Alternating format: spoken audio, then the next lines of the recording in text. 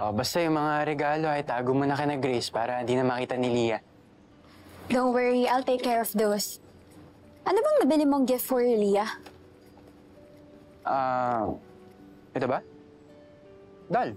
Para dun sa dollhouse niya. Ikaw ba? Ano ba yan? Dala-dalawa pa. Ito, very plushy. Para may kayakap siya kapag nalulungkot siya sa gabi. Tapos yung isa para sa'yo. Iba talaga pag rich girl. Grabe, ginawa mo pang excuse yung birthday ni Leah para bilan din yung sarili mo. Para kasi sa'yo to.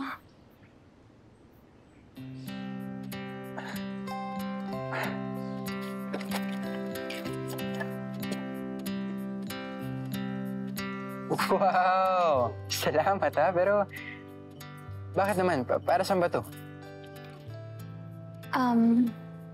My apology gift. I just want to say sorry sa mga nasabi ko, sa mga nagawa ko. I was cold and stubborn. You didn't deserve that trashy treatment. Pero inintindi mo pa rin ako.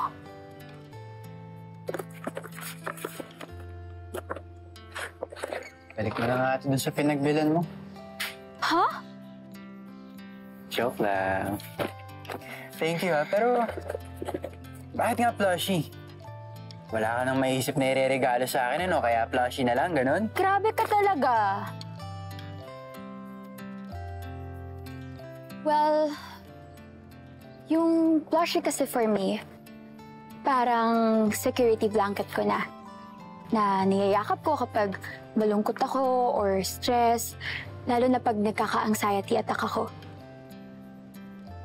Or kahit hindi ko kayakap, kahit katabi ko lang. I gotta admit na lately parang nagiging plushie ka na rin sa akin. 'Cause you've been a big help to me. So, gusto mo na rin ako katabi?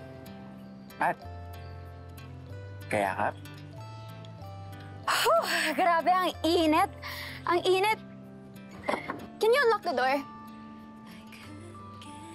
Please! Uy! Unlock!